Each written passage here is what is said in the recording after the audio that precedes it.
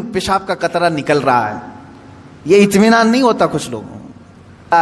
Pant ادھر سے پھاڑنا ہے، ادھر سے پھاڑنا ہے، پہننا ہے، تو تم کو اللہ رب العزت کو راضی کرنا چاہیے تھا۔ تم نکلے اپنے گھر سے کہ میں اپنے رب کو راضی کرنے کے لیے چل رہا ہوں، درمیان میں تمہیں کوئی دوست ملا، اس نے یہ بتایا کہ فلاں دوست تو تجھ سے بہت ناراض ہے، پتہ نہیں کل تو نے اس کو کچھ کر دیا تھا، کیا تو نے کچھ کیا تھا، تمہارے دل میں اس دوست کی ناراضگی کی بات آئی، سوچا کہ اس کو منا لیتا ہوں کسی طرح، یا جھگڑا کر لیں یا کچھ بھی۔ بیچ میں جو دوست تمہیں بتانے کے لیے آیا تھا وہ شیطان تھا، جو تمہیں اللہ کو تم راضی کرنے نکلے تھے، اس نے تمہارا دماغ ڈائیورٹ کر دیا ایک انسان کی طرف۔ تم جا رہے تھے رب ذوالجلال کی عبادت کے لیے، اسے منانے کے لیے، شیطان نے تمہارے دل میں یہ بات ڈال دی کہ پہلے اس کا کام کر دو، اور ادھر چلے گئے، اس کو مناتے رہے، وہ نہیں مانا، یہاں تک کہ کچھ لوگ ایسے ہیں جن کو منانے میں تمہیں برسوں لگ جاتے ہیں، وہ نہیں مانتے ہیں۔ ہوتا ہے ایسے، آپ اچھا کام کر کے، انہیں سلام پہنچا کر کے، انہیں تحفے دے کر کے منانے کی کوشش کرتے ہیں، نہیں مانتے کچھ لوگ۔ ہائے افسوس، میرا مولا تو صرف ایک ہی سجدے میں مان جاتا ہے، ایک سجدے میں مان جاتا ہے، یہ نہیں معلوم ہے بندوں کو۔ افسوس ہے کہ جسے بہت جلدی منایا جا سکتا تھا، اسے چھوڑ کر ہم دنیا کو منانے میں لگ گئے۔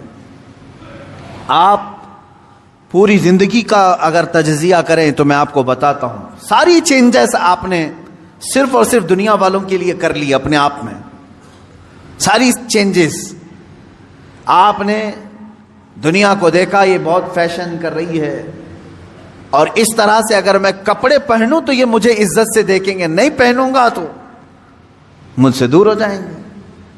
فیشن چل رہا ہے، پینٹ ادھر سے پھاڑنا ہے، ادھر سے پھاڑنا ہے، پہننا ہے، تو تم نے صرف اور صرف ان کا دل رکھنے کے لیے، ان کے سامنے اپنا سٹیٹس رکھنے کے لیے اپنے آپ کو چینج کر لیا۔ شیطان ہے وہ جو تمہیں عیاشی کی طرف لے جاتے ہیں انسانوں کی شکل میں۔ قرآن پاک میں آپ نے نہیں سنا، اللہ رب العزت نے فرمایا من الجنتی والناس، یعنی وسوسے ڈالنے والے جو شیاطین ہوتے ہیں وہ جنات میں سے بھی ہوتے ہیں، انسانوں میں سے بھی ہوتے ہیں۔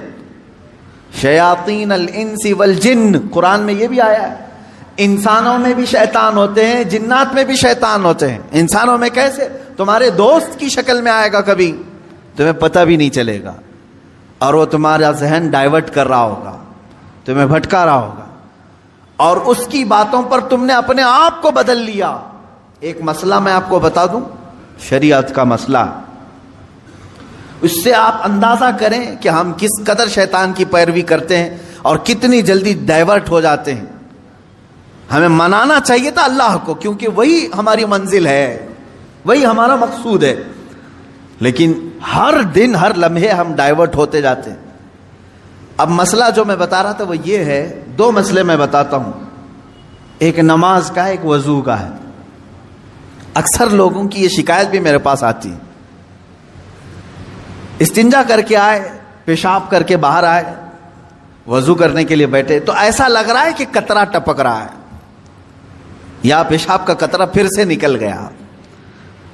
ایسے کئی لوگوں کو ہوتا ہے، پھر گئے وہ، پھر دھو کر کے آئے، پھر لگا کہ نہیں پیشاب کا قطرہ نکل رہا ہے، یہ اطمینان نہیں ہوتا کچھ لوگوں کو۔ حالانکہ استنجا کریں آپ، پورا اس میں استبرا ہے، یعنی کھانس کر کے ہو یا اٹھ کر کے بیٹھ کر کے پیر کو موڑ کے کسی بھی طرح سے آخری قطرہ نکال دیں، یہ ٹھیک ہے، لیکن اس کے بعد آپ وضو کرنے کے لیے آئے تب یہ وسوسہ آ رہا ہے، پیشاب کا قطرہ نکلا، پیشاب کا قطرہ نکلا۔ اب کیا حکم کیا ہے آپ کے لیے؟ ایک نمبر 1 یہ وضو کا مسئلہ، اس کا بھی حکم میں بتاؤں۔ دوسرا مسئلہ سن لیں، نماز 4 رکعت ظہر کی پڑھنے کے لیے کھڑے تھے، یا 4 رکعت عصر یا عشاء کی، 2 رکعت پڑھے، تیسری رکعت میں کھڑے ہوئے تھے، اب شک ہونے لگا کہ دوسری ہے کہ تیسری ہے، تیسری میں کھڑے تھے، یہ شک ہونے لگا یہ چوتھی ہوگی کہ تیسری ہوگی۔ ایسا ہوتا ہے بہت سارے لوگ۔ نماز کا ایک مسئلہ یہ ہے، اب وضو کا ہے، دونوں کا حکم کیا ہے اس سے میں آپ کو اپنی زندگی کے متعلق بتاؤں گا۔ پہلا والا جو مسئلہ ہے پیشاب کے قطرے کا، پہلی مرتبہ ایسا کبھی ہوا ہے تو جاؤ دھل لو. ایک بار ایسا ہوا کہ پیشاب کا قطرہ ٹپکا ہے یا لگ رہا ہے، جاؤ دھل کے آ جاؤ. پھر ایک مرتبہ ایسا ہوا ہے کہ وضو کرنے بیٹھا ہوں، ایسا لگا کہ پیشاب کا قطرہ ٹپک گیا، جاؤ دھل کے آؤ اور اتنا حصہ جہاں کپڑے میں لگا اس کو بھی دھل لو. تیسری مرتبہ بھی ایسا ہوا ہے، دھل لو. اب اس کے بعد شریعت کہتی ہے اب نہیں جانا. اس کے بعد اب وضو کے لیے اگر بیٹھو گے، تمہیں لگ رہا ہے کہ پیشاب کے قطرے ٹپک رہے ہیں، ٹپکنے دو. تم پانی لے لو ایک چلو میں اور اس جگہ پر چھڑک دو پانی وہاں پر اس کپڑے کے اوپر چھڑک دو. کیوں؟ اس لیے کہ کہا گیا ہے کہ بعد میں اگر تمہیں وسوسہ بھی آنے لگے تو یوں سمجھ لو یہ پیشاب کا قطرہ نہیں بلکہ میرا چھڑکا ہوا پانی ہے، میرا چھڑکا ہوا پانی. اچھا ایسا کیوں کرایا گیا؟ شک تو ہو رہا ہے. سنیں فقہاء کرام نے فرمایا اے بندے تجھے عبادت اللہ کی کرنی ہے. کس کی کرنی ہے؟ اللہ کو راضی کرنا ہے. اور یہ جو وسوسے آ رہے ہیں تجھے یہ شیطان کے ہیں. اگر تو بار بار اٹھ کر کے دھونے کے لیے چلا جائے گا تو بات یہ ہوگی کہ تو شیطان کی پیروی کر رہا ہے اللہ کو چھوڑ کر کے. یہاں شریعت نے یہاں تک کہا کہ شیطان کی پیروی ہو جائے گی اگر کثرت سے تو کرنے لگ گیا. جب شیطان وسوسہ ڈالا اٹھ گئے، جب شیطان شک ڈالا پھر اٹھ گئے. بار بار اگر خیال آ رہا ہے تو اس پر عمل کرنا جائز نہیں. پانی چھڑک لو اور کہو میں شیطان کی پیروی نہیں کروں گا، میرے مولا کی عبادت کروں گا. دوسرا مسئلہ نماز کا کہ جس میں اگر 3 میں 4 میں شک ہو، ایک بار ہو گیا تو چلو دوہرا لو، 2 بار ہو گیا تو چلو ٹھیک ہے، جتنا یقین ہے اس کے آگے کی رکعتیں پڑھ لو. اب اگر بار بار ایسا شک ہوتا ہے تو فرمایا گیا اپنی نماز ویسی ہی کمپلیٹ کرو، اس لیے کہ یہ شیطان تمہیں وسوسے ڈال رہا ہے. اگر تم اس کے وسوسوں کی طرف جاؤ گے تو یہاں ہوگا یہ کہ تم شیطان کی پیروی میں لگ گئے. حقیقت میں نماز تو رحمان کی عبادت ہے. آپ سمجھ رہے ہیں؟ یہ 2 مسئلوں سے میں تمہیں بتاؤں گا میرے عزیزو. پوری زندگی بھر شیطان اسی طرح سے کرتا ہے، تمہیں اپنے اصلی مقصد سے ڈائیورٹ کر کے کسی عام فضول چیز میں لگا دیتا ہے، فضول چیز میں لگا دیتا ہے.